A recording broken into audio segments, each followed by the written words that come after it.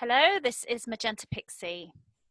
I've had a few people write to me and ask me if I could perhaps give some kind of explanation or analysis of my most recent video that I've uploaded to my YouTube. That's the Blue Star Solstice 2016 Memory Complex Codes, Royal Houses of Sirius, Pleiades and Lyra. And because this is such important information, and because I've had several people ask for an explanation, so I thought I'll do my best. So looking at the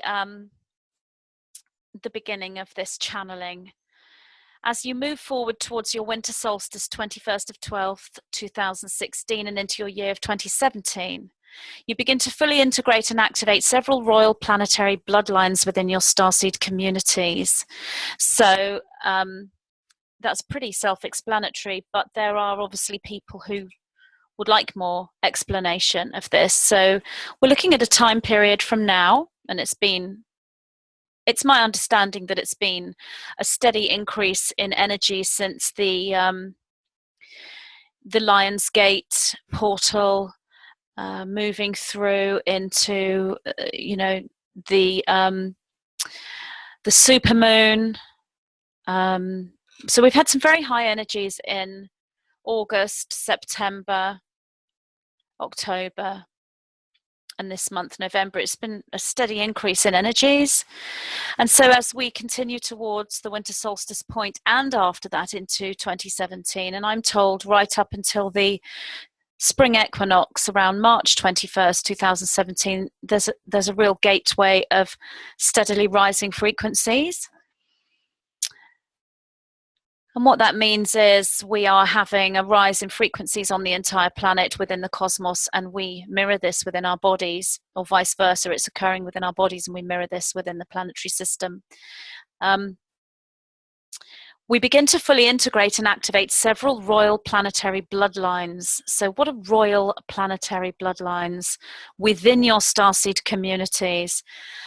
Well, the clue here is in the word activate, so integrate and activate. So what the nine are talking about is memory, but it isn't memory in the same way that we would remember something that happened yesterday. We remember we went to the shops, or, went to work, or saw a friend. It's a memory that we don't process immediately. So if we're thinking about yesterday's memory and we know we're going to the shops, we instantly know, yesterday I went to the shops because I remember doing it. But the higher memory comes in different ways. It's an activation within. And that activation can come out in our memory in so many different ways. We could remember all sorts of different scenarios, and it may not even be a scenario we remember. We could actually be seeing geometry, shapes, archetypes. This is all this memory. So these several royal planetary bloodlines are being integrated and activated. This is the memory of who we are within a bloodline. So if you look at individuals that are genetically passing on information through their bloodline, it's kind of the same thing. It's this royal energy that's being activated within the bloodline. So for example, a man and a woman have a child, and that child may have dormant memory of who she is. When there comes a time when she activates that memory, she activates that dormant code, if you like, that was passed on from her parents. So what this means is, when we have memories of our past life that may be completely somewhere else on the entire planet, and we might even be a completely different culture, the memory of that has still been passed down through our current bloodline. So it's a genetic line, and it's a higher memory. What I'm told from the nine is many of the star-seeded individuals have been have chosen families, chosen parents who, within the genetic line, there is the codes that they need for this royal awakening. This will have come down through indigenous peoples. So there might be indigenous peoples that have become westernized, traveling families, families where they've been constant psychic, clairvoyant individuals in that family, individuals known as witches, individuals who were involved in Masonic exercise, Masonic worship, certain religious lines. So you could look right back within your family. If you do genealogy within your family and you have the knowing that you are a starseed, somewhere in that line you will find something. There will have been a clairvoyant, a medium, a psychic, a priest, a gypsy, there will have been somebody that has had a link to the higher dimensions somewhere in that bloodline. That gives you the royal code. It's there already. That's why you've incarnated with that particular mother or father. Even though the mother and father may not have or ever activate the royal code, you could be looking right back at your great grandfather or grandmother, but it's somewhere in your bloodline. So they're being activated around now as we move into the winter solstice and into 2017. So to go through the entire video in this little clip now will probably take too long. So I'm just going to do a little bit more and then I'll probably break this down into different videos. As you shift into an awakened state and stand within activated memory streams, you are able to clearly see the planetary origin and inception points for the memory complex you hold as a soul matrix. So this is, as you are shifting into this awakened state, you are remembering these memories, you are holding knowing of what's happening, this royal activation. And you stand within activated memory streams. So you're not just going to have one memory stream, as in, I have this knowing or I have this memory. There are several coming in at the same time. So it can feel quite overwhelming for some people. That's why it's important to be grounded, because this is multidimensional memory. So it won't just be one thing.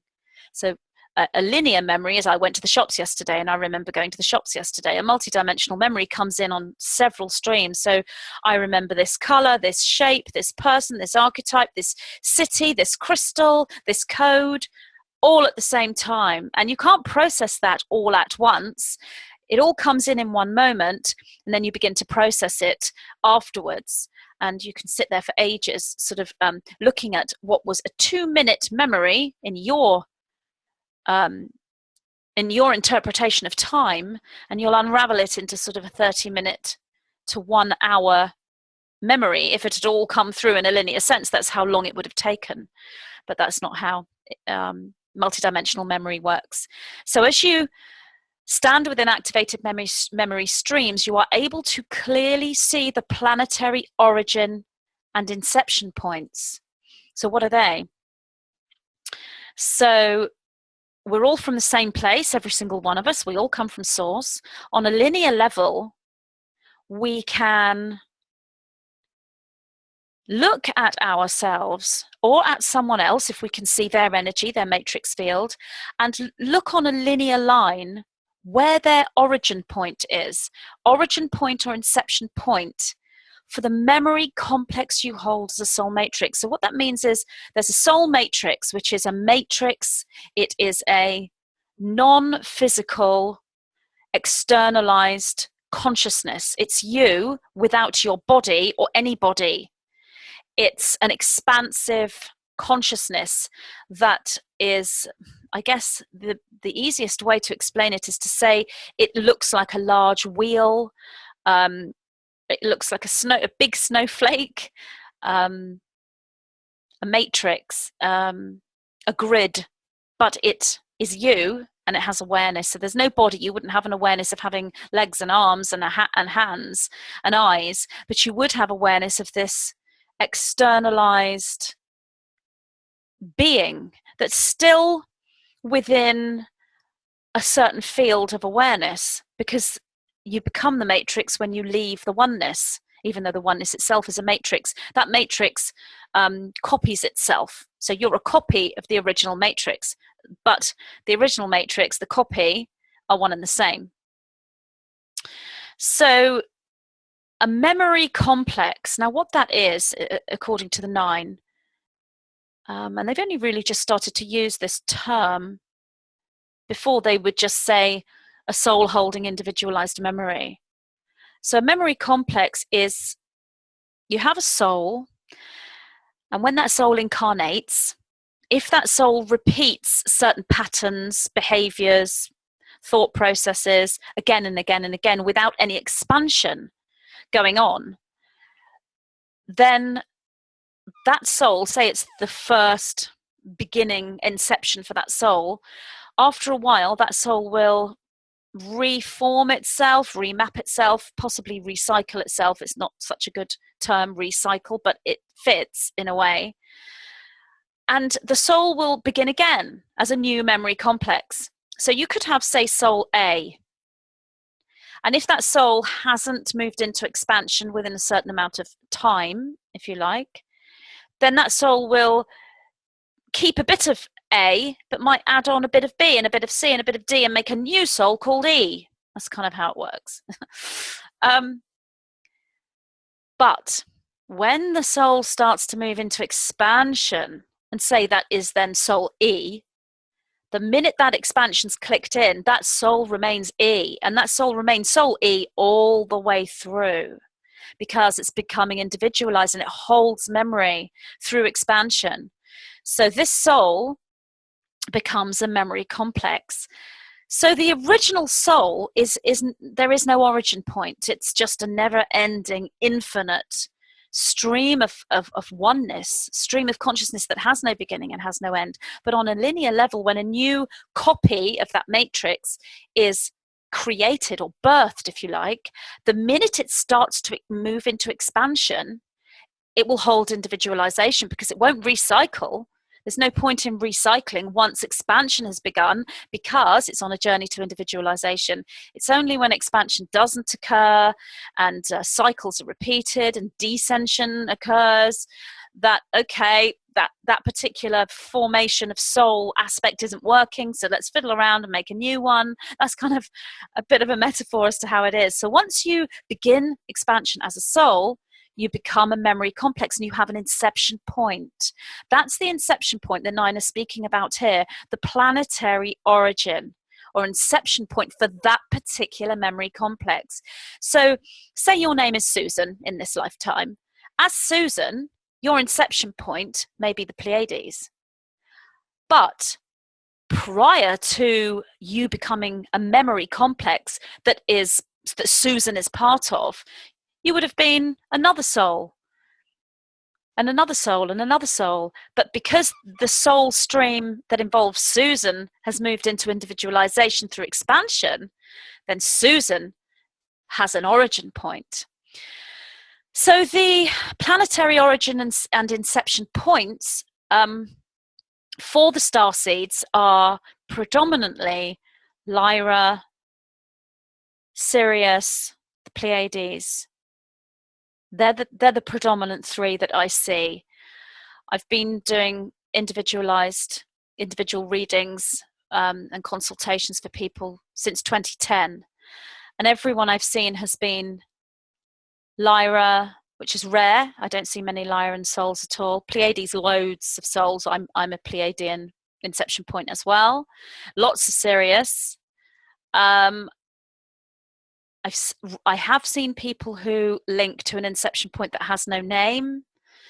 It's not been named by this planet, but I can see the energy of that planetary field, if you like, because it's not one planet. It's a conglomeration of planetary bodies within a dimension or several dimensions.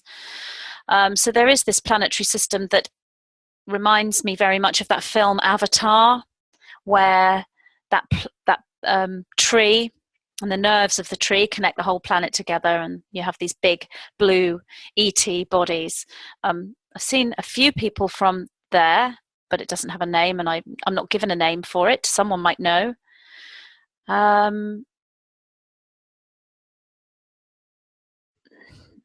I don't think I've seen anyone else. I think there's a couple of Andromeda inception points as well. So it's mostly Pleiades, Sirius, and Lyra that I see. These star-seeded individuals, so they have their inception point has started there.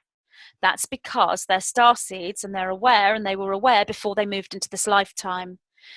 So what happens when someone is